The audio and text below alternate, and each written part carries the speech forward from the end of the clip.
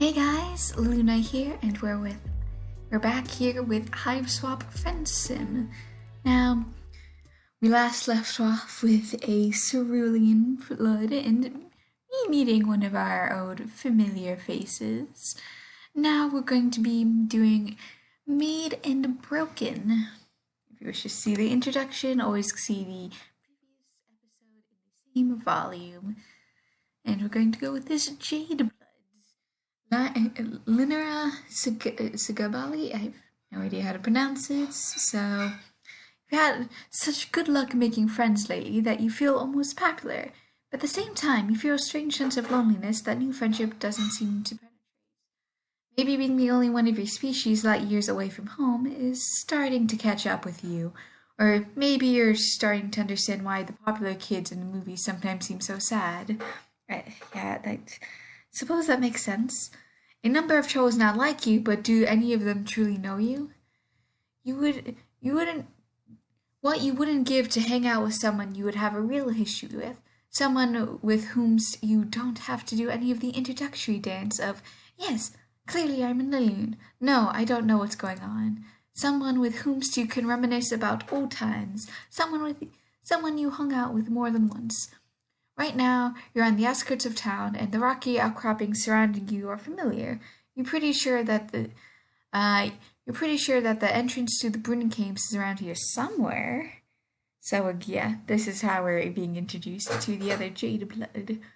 Your heart beats a little faster. Bronya lives close to here, and talk about history. You two know each other deeply from hanging out once and then seeing her again from her ex-mate Sprite's hive. Plus, you have a phone now. You have the power to text first. You get out the phone Konya gave you, Look at you go, reading an alien language and operating alien technology just fine. Does it make sense that you've learned how to read a new alphabet in weeks without anyone teaching you? Not really, but maybe your struggles with Spanish class in high school was just a fluke and you've been a secret linguistic genius this whole time. Honestly, I wish that was me in real life. Bronya texts you back immediately, giving you directions for how to meet her in the caves. You head right down, but before the jade blood hive is in sight, a troll emerges from the shadows. At first you think it's Bronya, but you freeze mid-wave when this new troll steps into the light. Bronya doesn't wear glasses, and she's never glared at you like that. It's you! I remember you! You were down here a few weeks ago, bothering Bronya and distracting her when we almost had a lusky stampede. Ouch. Is that really how Bronya has described your adventures together? Does that sound like the healthiest thing at all? Maybe it's silly for something that's small to hurt your feelings when another recent friend nearly got you killed at Clown Church, but you like to think that you and Bronya formed a real connection. She never made you feel like you're bothering her. Real connection? Is that why you think you could just come down here and text her? Holy shit, is Lynera leaving Bronya's messages? Does Bronya know she's been doing that? It's none of your business. Bronya and I are best friends. I'm just looking out for her. She has a lot of jade blood responsibilities. It doesn't need it. I just need anyone shifty coming into the structure. I'm just her friends. You have to wonder if Bronya would agree with that statement made on her behalf, and you would like to see her in person and confirm for yourself. Oh yeah, you'd like that, wouldn't you? Why don't you tell me? What's the nature of your relationship? Why should I allow you to hang out with her? As your text message so boldly suggests. This is just... I applaud this amusement. Bluffing has saved your butt before in some bleak situations before, but you could also go on the offensive here. You're concerned about Bronya's privacy now. As your friend, maybe you shouldn't just look the other way. Very true.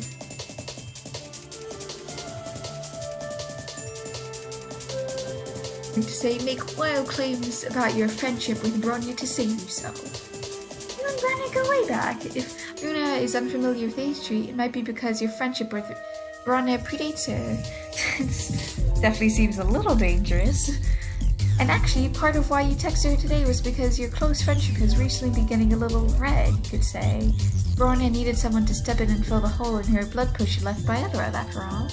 Considering that the changing nature of your relationship, Bronya has been even more protective of you than usual lately. Lynera doesn't seem impressed by your astute cultural knowledge, nor does she look intimidated. Her glasses reflect opaque in the murky cavern light as she takes a step closer. Her claws, you've just noticed, are very sharp. Bronya is very protective of those she pities. You got that much right, if you're telling the truth. And I don't know that you are. Maybe she would want to protect you if she knew that you were here. Oh fuck. You fucked up. If Lynera incepted Bronya's phone, then Bronya has no idea you reached out, and you can be disposed with none the wiser. Oh no! Look at what you made me do. Oh no. I'm thinking of that song now. You have no idea someone in a skirt that long could move so fast. Yeah. By the jade blood. What right does Lynera have to creep on Bronya's phone? That is also very true. You puff up with all your self-righteousness you can muster. The nature of your relationship with Bronya is between you and Bronya, and you're not doing anything suspicious by wanting your friends. In fact, it seems a lot more suspicious that Lynera is trying to intercept anyone who messages Bronya. What possible reason could she have to justify that? Oh, I never! As I said before, I am Bronya's best friend. I take my responsibilities as my friend very seriously. You press the issue, narrowing your eyes and crossing your arms over your chest. Her responsibilities as a friend, huh? Sounds kind of fishy. Fishy? Are you serious right now? Are you really coming down here making fish puns like some kind of sea dweller? That's so suspicious. Who knows what Bronya decided to show you when you tricked her into trusting you? Not that we have anything to hide, but who knows? If you're at all associated with sea dwellers, then we have a pretty big problem on our hands, don't we? You heard of sea dwellers by now, but none of your friends have talked about them much. Mostly you gathered that they dwell in the sea. You don't know why it would be extra bad for you to be one of them, but it's clear you need to backpedal. Before you can try and disown your choice of fish-related phrasing, Lyrian advances on you.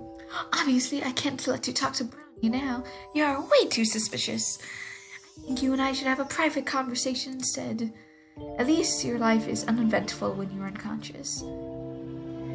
But this is definitely a very difficult situation that we're in right now, but I'm sure everything's going to go fine. Probably. When you come here, you're sitting on a chair with your wrists tied. Hopefully that's nothing too serious. As your eyes adjust to the darkness, you realize that you're in a smaller cave than the big open caverns that led to the Jade Blood Hive. A light switches on, and you can see that the cave walls are lined with bookshelves, and there's a desk in the corner. There are books and notebooks and bulletin boards with what looks like outlines and study guides pinned. Anna, holding a knife. Oh, but you're awake! This is my study cave. The Jade Blood Hive is harder to concentrate because people break the rules and I get irritated. So I come here to do homework. That's all, just homework. When you take a second to look at the bulletin boards, you can see that a lot of what Lynera has pinned up are pictures of Bronya. I am concerned immediately. There are a few pictures of Lynera and Bronya together, but it's mostly just Bronya by herself. Even a couple of blurry pictures of Bronya and Edward. What are you looking at? There's nothing to see here. He brandishes a knife in your face. Okay, yeah, sure, now she and her gigantic knife have your full attention. And you are not looking at her creepy Bronya shrine anymore. I brought you here because your messages to Bronya were highly suspicious. I don't know you and I don't trust you. You could be trying to see Bronya for nefarious purposes, so I brought you here to vet you. Now you can talk about what your real intentions are. So you're definitely going to die here in this cave, held captive by an unhinged J-Blood who is convinced by your guilt from the moment you dared to text her best friend. That kinda sucks. You tried so hard, you got so far, but in the end, it didn't even matter. That's another song lyric reference. You tried so hard and you got so far, but in the end, it doesn't even matter. Oh, come on, stop playing the victim. If anyone is the victim, it's me. I try so hard to be there for Bronya. Yeah, I'm probably horribly butchering these name pronunciations. Bronya, I'm just writing this down so I don't forget for later. Bronya. A lot of people know. Trying hard there. I try so hard to be there for Bronya as her best friend, but she doesn't even. Lynera stops abruptly. You can see her lower lip start to tremble before she turns her face away from me. The sharp tip of the knife pointed at her drops a bit. Oh, she just wants attention. Its dejected swing takes it dangerously close to her navel. You try to subvertly lean backwards in your chair. Lynera interrupts the noise of distress that escapes your mouth as a noise of sympathy. It's fine, though. Really, it's fine. Our friendship's great. I wouldn't change anything about it. It's fine as long as she doesn't have any other friends. Because I'm her best friend. I should be the only one she needs. Well, no, she's allowed to have other friends, Lynera. Lynera's knife is now completely lowered, pointing at the floor. That gives you some hope. She seems to have forgotten about her sea dweller suspicion.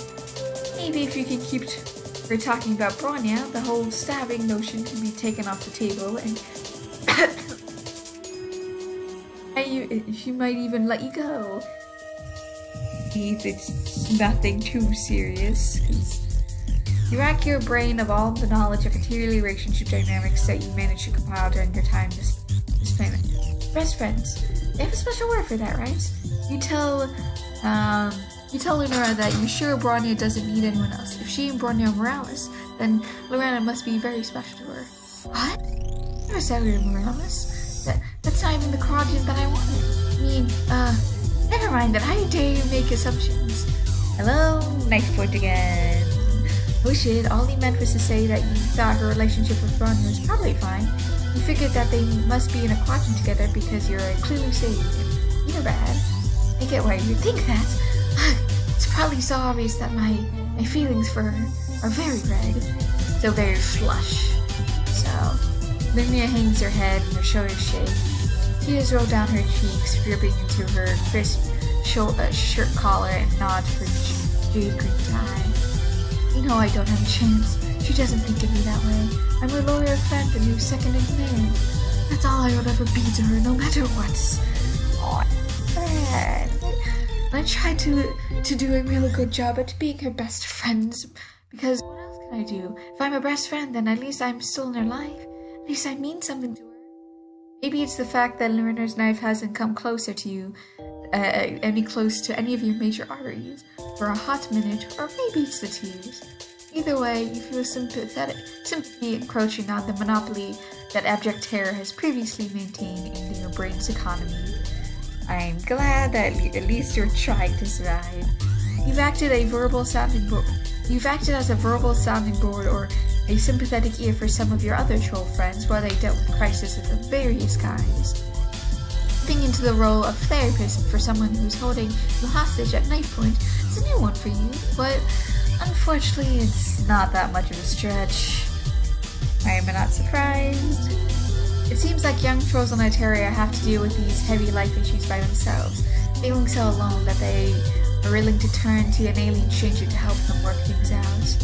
Then again, maybe life is just that grim and isolating for human teenagers too, and you just never noticed it before.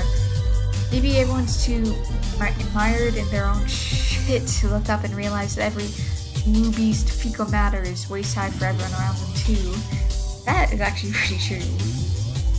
You clear your throat and speak as much consoling gentleness as you can muster, while your head still throbs from where Lynera knocked you out.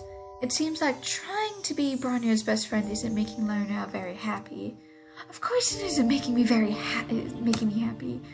I can't keep her from having other friends no matter how hard I do. amazing. So of course everyone wants to be your friends, including you apparently. You barely had a chance to miss that knife before it's waving around again. Yikes, your friendship with Bronya is nothing like her relationship with Lynera. You don't count as any kind of competition.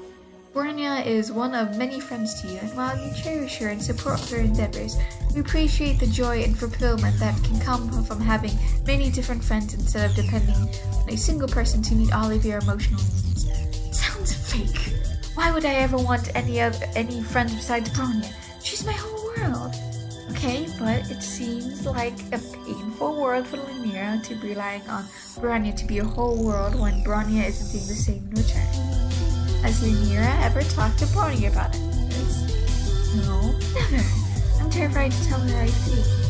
Being her best friend feels awful, but losing her would be so much worse.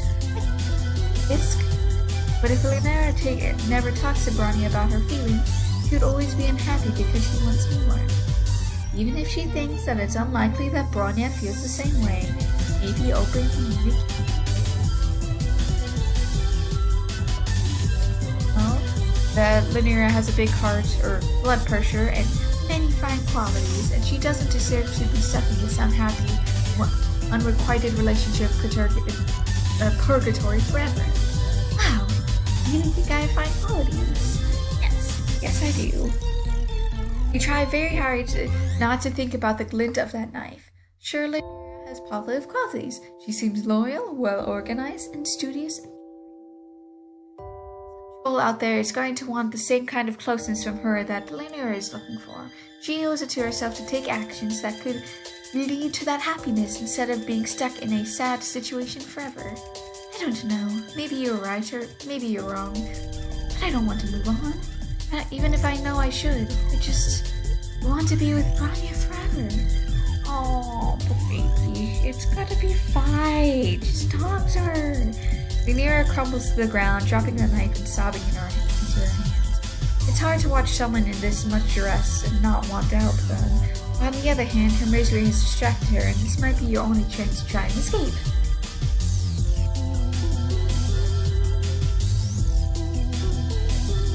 Attempt to comfort. You remember what you did for Polya when she was upset. Sitting in the chair with both hands tied behind you doesn't make for the ideal shush-papping conditions, but maybe you can approximate the gesture? I mean, yeah, I guess hopefully. Lynera is huddled on the floor, and you think you can maybe get close enough to lean your knee against her back or something. Hopefully that would be interpreted as the same way as the classic palm-to-cheek move. You inch your chair closer to her, but you lose your balance and wobble and then topple forward. Squeak! Lynera's discarded knife is right there, sharp edges ready to plunge right into your incoming soft body, but then Lynera moves quickly and grabs your chair and saves your life. But that was a close one. You really could have died. That is very much true, and I don't appreciate dying. She stares at the knife with the huge round eyes, clearly shaken up by your near-death experience just now. Considering how often you really die these days, you feel more blasé about it, but you're glad it's having an impact on her if it makes her rethink the whole kidnap and stab thing. Sorry. What you were doing with that chair when you fell, you were trying for the traditional seated frond hinge shush pap because I was upset. It was very kind of you to try and console me. I never really thought you were a sea dweller, you know? Maybe what I'm doing is wrong. It's okay, it's fine, just relax, everything's gonna be okay. Just take deep breaths. Lynera sets her jaw with conviction, and with one slash cuts you free from your bonds. You get to your feet stumbling a bit because your leg fell asleep. Can't believe you're getting out of this situation without any blood loss, hopefully. You feel positively elated about this turn of events, but Lynera still looks sad. Here you go. You must think the worst of me after all this. Well, we're not going to lie, this wasn't the best start to our friendship we've ever had, but horrifyingly enough, it also wasn't the worst. You feel for Lynera, and you want to show her how a real friend-making aficionado gets out there and meets people. You think making new friends could help her feel less clingy about Bronya? Oh, you would really do that for me? Yes, I would. So sure about new friends, but you seem to know what you're talking about. You don't know where to go with Lynera to teach her how to make new friends. She's probably a bit too uptight to enjoy the music clubs you've been to, and you don't think the trolls studying in the book hive would take kindly to a lot of loud, friendly conversation. Oh, we're actually going to the cafe, so that's kind of interesting. So, you decide to go to the cafe that Otherwood introduced you to. Thankfully, they're not having an excessively bodily force poetry night, since you're not sure that would be in your scene. There are a few number of ceruleans here, but you also spot a few indigos and teals and a cluster of defiant-looking olive bloods with some yellows, all sitting together. The crowd is overall less pierced and undercutter than it was when you were here with Upwood, and the vibe is laid back, with all the trolls just sitting around quietly chatting. Glad we were able to get new friends. You order the drinks, already taking for granted your newly acquired skill in reading troll language. Lynera is fidgeting when you sit down with her. Excuse me. I don't get out of the caverns very much. I don't have time. There's so much to learn about jade blood life and troll production. And Bronya needs my help to maintain order. It's not very often that I have to interact trolls of other blood colors. That happens. So, you're not sure what making her uncomfortable. The trolls around here that are lower than her on the hemo spectrum, or those that are higher. You're worked out by now that jades are right in the middle, so Mary Lynera identifies with neither the haves nor the have-nots. From what you remember, neutrality is a big concept with the jades. You assure Lynera that it's natural to be a little nervous. Most people feel like that when they're stepping out of their comfort zone when making new friends. There's one thing that you've learned as Altaria's resident friend-making expert, as that terror and embarrassment are par for the course. It's worth it in the end. I'm glad we're helping someone make new friends. I'm not nervous or embarrassed. Are you though? Are you not nervous or embarrassed? Because it clearly seemed a little bit. I don't know. Everyone seems disorganized and suspicious and untrustworthy and unknown. You have to bite your lips to keep from laughing. It's not even funny, it's just that Lynera is hissing all of her words and leaning in towards you, glaring at the rest of the room, and the overall effect is weirdly endearing. Like someone who's put a 90s, 50s cooling in a feral cat. Before you can try again to reassure her, neutral ambles up to your table. He looks friendly. That's a friendly amble. She's wearing glasses and carrying a book bag and has a teal symbol on her chest. She might be a nerd like me. This could be a good new friend match. Hey guys, it's no friend. Didn't we just do no friend? Wait. No friend. No friend. Hey guys, I think I've seen you around before. Friend. Writing this down just as a note. Do you also study at book hives? You open your mouth to invite the new friend to sit down, but before you can respond, Lynera interjects. That's not any of your business, is it? Why do you even want to know? Obviously, anyone who goes to the book hive to study goes for their peace and quiet. So why would you think you can just bother us just because you've recognized us from there? Okay, jeez. My bad, never mind. See you around, never.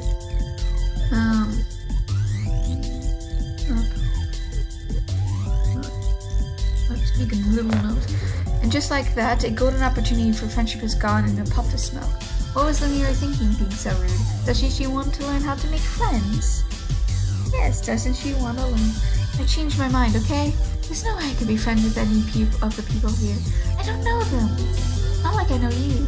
Be surprised to hear that Lynera feels so positive about you. She was ready to stab you an hour ago. She takes your hand in both of her hands, squeezing your fingers tight. I know we didn't get off a great start, and that's my fault, but I can make it up to you. We're friends now, and we'll be friends forever. I'll call anyone who ever thinks about trying to fuck with you. That's not quite the lesson you had hoped to teach her about making friends. But, maybe with her fierce loyalty and possessive streak spread out between you and Bronya, Lynera can be a little more low-key about being a friend to you both. The determined look in her eye and the ominous glint of her glasses don't scream low-key, but that doesn't change but change doesn't happen overnight. And you believe in second chances. You believe that Lynera will be capable of healthy friendship someday. Friendship! Did I do... Wait, no, wrong one. Close menu. Yes, I went to the wrong save file. I'm going to attempt to escape because that is the right thing to do. Well, not right thing in this case, but you know. You look around to see if there's anything within reach that could use to free your bound hand. On the desk a few feet away, you spot a spiral-bound notebook with a nasty edge on its binding. You scoot the chair over, doing your best not to make any noise, but Lynera is too busy wailing to notice regardless. You get a hold of the notebook and saw through the ropes on your wrists. It was so hard to watch her and Elwood together. Elwood doesn't deserve her. She was so mean. I know she's a cerulean, but I swear, if she shows her face in the cabins again, I'll go straight for her primary sport artillery. It's a good reminder that Lynera is dangerous. You saw a faster and success. Your hands are now untied. Lynera's back is towards you, is turned to you while she gets up from the floor. You take a quick look at the notebook in your hands. It seems to be a carefully annotated, organized scrapbook diary chronologing Lynera's friendship with Bronya. Oh, okay. On the one hand, it's a bit creepy in the context of how you're still held hostage by the person who made this, but on the other hand, it does pull at your heartstrings. You keep a firm grip on those heartstrings because you still got to get out of here. When Lynera turns back to face you, you leap from your chair, brandishing the scrapbook in front of you like comes any closer with that knife, you can destroy the scrapbook in an instant with your acid spit. That's right, your alien anatomy has destructive powers that can vaporize Lynera's precious Bronya memories in seconds. What are you doing? How dare you touch that book? For a terrifying second, you think she might lunge at you. Then Lynera steps to the side, giving you a straight shot to the gate exit. As you scuttle your way to freedom, you remember your phone. Lynera took it from you when she knocked you out. You don't know how you can possibly get another one. No way! I'm not giving you anything you might use to contact Bronya. I won't have you messaging her behind my back and trying to replace me as your best friend. Yeah, okay, I get it. Yeah, whatever. It seems like nothing you had said when you were tied up had any impact on her at all. Maybe forcing people at knife point to be your therapist doesn't result in quality therapy. You still feel bad for her, but it's time to break out the guns. If Lynera doesn't return your phone, you will find another way to breach Bronya. You will tell her everything. Not only the lowdown on Lynera's stalking and kidnapping tendencies, but also the truth about how Lynera feels about her. Lynera gapes at you, her eyes full of tears again, for her hands over your phone. I can't believe how cold you are. I am so surprised. That maybe we're bonding. I could start to trust you, someone other than Bronya. But you didn't mean a single one of all those things you said. Lynera's face twists and contorts between rage and hate. When you make the phone scrapbook trade, she drops the knife in her other hand and clutches the scrapbook to her chest, like it's one of the Wigglers in the Jade Blood Nurse. You don't feel guilty for doing what you had to escape unharmed, but you can't help but wish that you had been able to actually help her. It is clear to me now. Bronya is the only friend I will ever have. Well, aww, baby. We're going to end this episode here. I hope you guys have a good day. May the stars forever guide your path, wherever it might lead you into the future. Bye-bye.